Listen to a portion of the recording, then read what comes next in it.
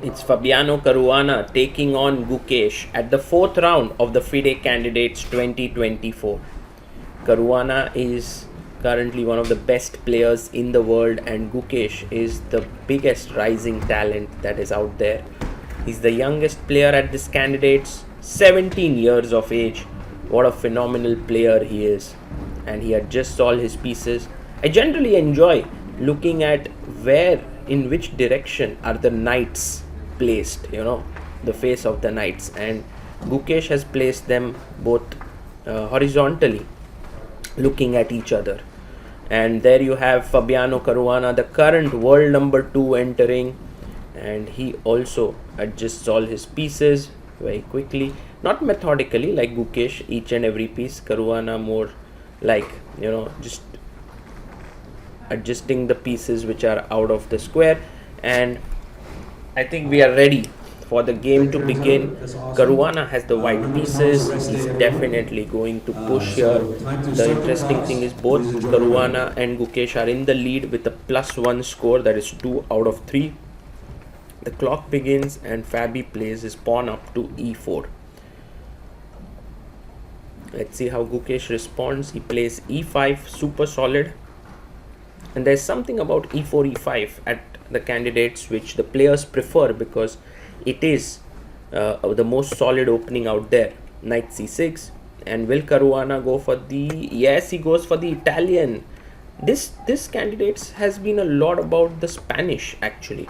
Bishop b5, where the bishop is placed here, but Caruana goes for the Italian, which leads to a more interesting and less theoretical battle. But now, of course, theory in the Italian is also growing, but the speed of the game will be pretty slow now if Caruana goes d3. Well, first he castles and Gukesh will put his knight out on f6. Yes, he does that. Knight comes out, attacks the pawn. The pawn has to be defended. He plays a d3 here. And now, very interesting, this phase of the game is very interesting, because there are many move orders.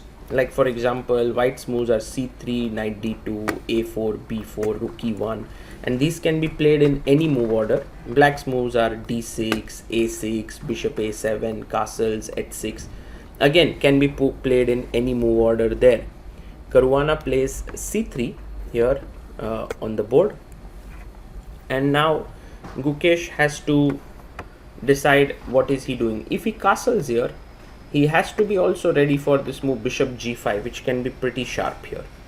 He goes a6 and he wants to drop his bishop back to a7. It's kind of a waiting move, because bishop g5, a4 played by Fabi, gaining space, because bishop g5 when black has not castled is not a great idea, because you can start pushing your kingside pawns.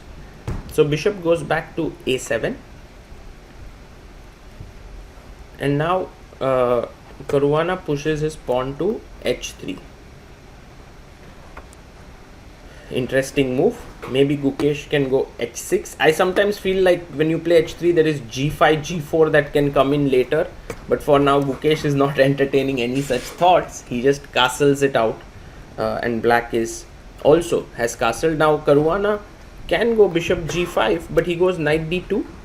And the rook comes out to e8 for Gukesh.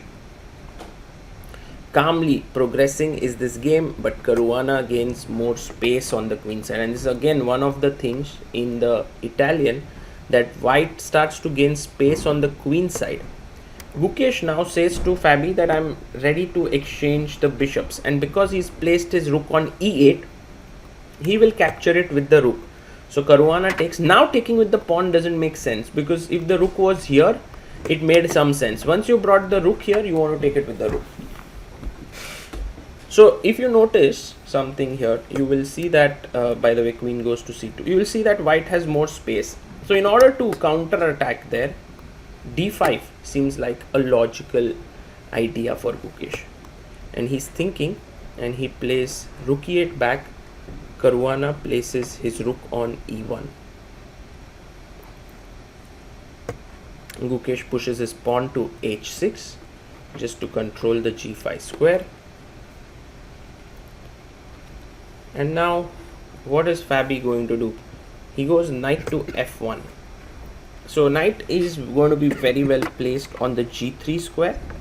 With the bishop looking here and maybe the knight jumping to f5, it can lead to a pretty serious attack.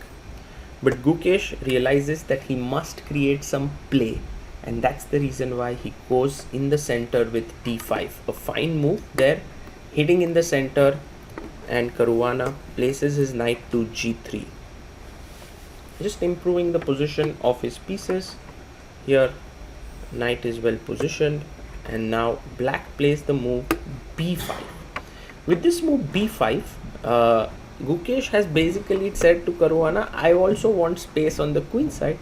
But Fabi is now looking for some sacrifice on h6 with his knight coming to f5. So the game is sharpening up. Pawn takes pawn. Very interesting move. Pawn takes pawn, and now an important moment. How to neutralize the position. Maybe king h7 is one idea. And put your king there. But Gukesh now thinks for quite serious. He had 1 hour 15 minutes and he has made this move knight e7 here. And the point is, he's giving up a pawn in the center. This is very important. Caruana says thank you. But Gukesh has basically understood that in order for him to be doing well here, he needs to give up some material. And now takes on f5. So if you notice, Gukesh has given up a pawn, but now the position has kind of freed up, which means that there is no longer a kingside attack. So it's a pawn sacrifice, you can say, for defensive reasons. By the way, this is a pin here, so the knight cannot move. So bishop has to come out to f4. Yes, now the bishop comes out, and I think what Gukesh's ideal scenario is to exchange all the pawns on the queen side, and then on the king side he will have to play 4 versus 3, which is fine. I mean, those doubled pawns, I don't think you can win in any endgame with that structure.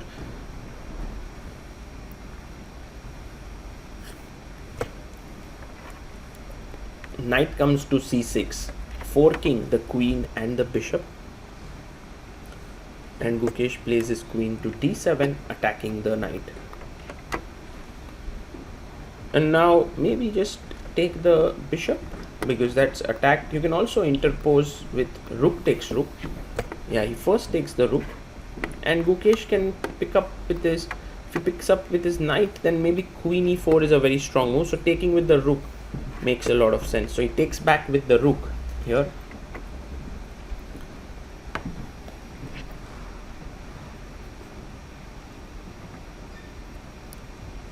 And now Caruana chops off the bishop on a7. The knight is trapped for the time being. If you see here, cannot come out. So Gukesh can take it on this move, but he can also wait for a bit. He takes on b4 here. He takes the pawn. Pawn takes, and now this queen here, if you see, can take the knight once again. But also the rook is hanging, the bishop is hanging, and so the queen enters, and look at this queen attacking here, here, and here. Wow, it's a triple attack. And Caruana goes queen c1 with a double defense. So he must now, Gukesh must take the piece, or else he'll just be lost. So he takes it. And if you notice, the pawns, number of pawns are right now equal, but Caruana takes the pawn on a4 and he's still a pawn up. Gukesh's last task here to get closer to a draw is to trade his a6 pawn for Caruana's b4 pawn. How feasible is that? He goes queen to b7, attacking the pawn on b4, and Fabi plays queen to d2, defending the pawn. It's not going to be so trivial with Caruana, a player like Caruana, who is very well known for his grinding, for sort of all phases of the game. He will make it as difficult as possible for Gukesh to equalize. For now, the bishop goes to g3. Notice you would love to get your rook here and attack this pawn, but the bishop covers that square. So for now, f6 played by Gukesh, a committal move, but I think he's happy with it. Caruana puts his bishop on d6.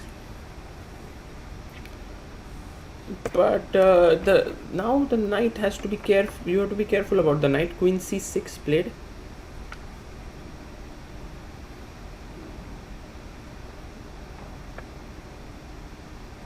And maybe bishop goes to c5. That seems like the very likely move here. He goes rook a5. Ooh. I was wondering what happens to bishop c5. Well, the rook is hanging. That's what I have missed. So clearly rook a5 was Caruana's way. Take. And now Caruana can take with the rook, can take with the queen. He decides to take with the rook. Keep more pieces on the board. Keep pushing for that full point. Check comes in. And you have to take. You can see Gukesh trading the rooks. Very smart. Queen takes d5, and now we are in the queen endgame. And this is again not going to be so simple for Gukesh. He must play carefully, but objectively the position is drawn. g4 comes on the board, and Gukesh improves his position with king h7. We are on move number 33, 7 more moves to make until time control. Gukesh has 11 minutes, Caruana has 17 minutes on the clock. Queen comes to e4. And I think Gukesh is angling for this h5 break at some point. King h2.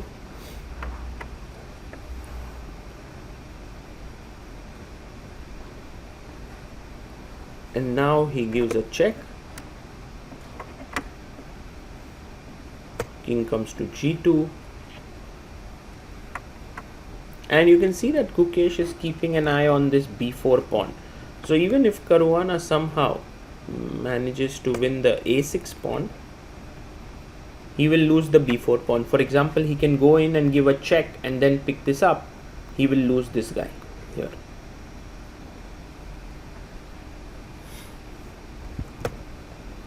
Pawn comes up to f3.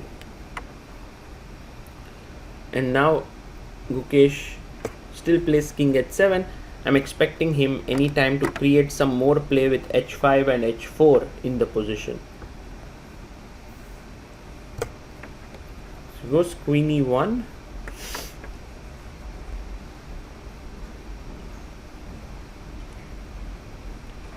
And now yes, h5 on the board. That's a nice move there.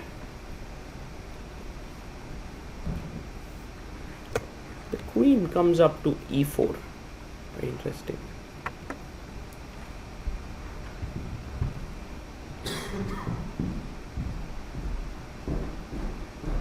And now can Gukesh take this? No. I think if he takes this, he's just lost. So he must keep the queens. He gives a check.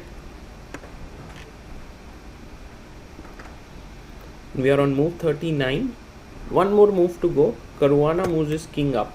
Have to be careful in such scenarios. Like if h4, king takes, check, king h5, already feels like this king is very dangerous, both from perspective of attack and defense. There's a mate here, f4, and can get quite interesting here this entire game. But instead Gukesh goes queen c1. Queen comes back to e2.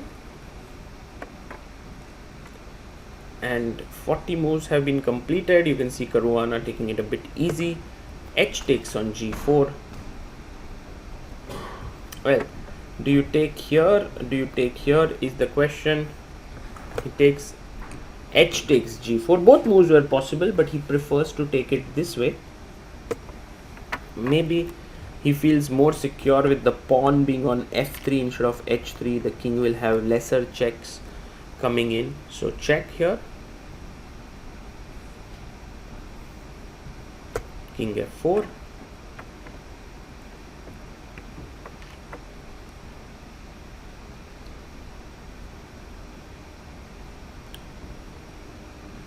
And now Gukesh is still, he gives queen c1. If he had gone check here, maybe queen would have come up and defended this pawn as well. So Queen c1 check, king e4. Caruana is actually trying to make progress. He wants to get his king here. If that happens, it will surely be some trouble. But now king e3.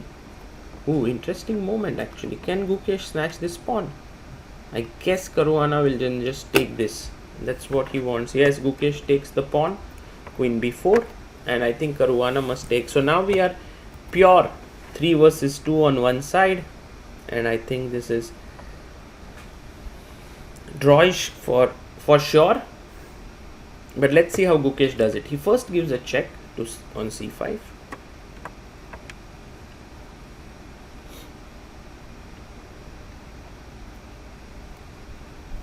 King moves to e2.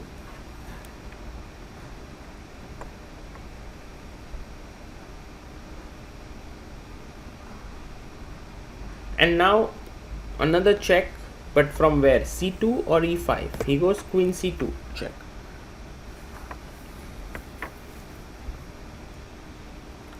The thing about the candidates tournament is that every player fights very hard for each and every game. The reason for that is that one win has its weight in gold here. There's no way that someone's going to simply give up the half point without squeezing it totally. And that's exactly what Caruana is doing here. He's making Gukesh fight for the full point. King g2. Check here. It's also very important to learn from both sides. Like for example, Gukesh is trying to defend calmly. Caruana is trying to attack and see whatever chances he has. I think in this particular case, Caruana's moves are tougher to find, like if you want to win, while Gukesh has to just keep checking. So it's not so difficult.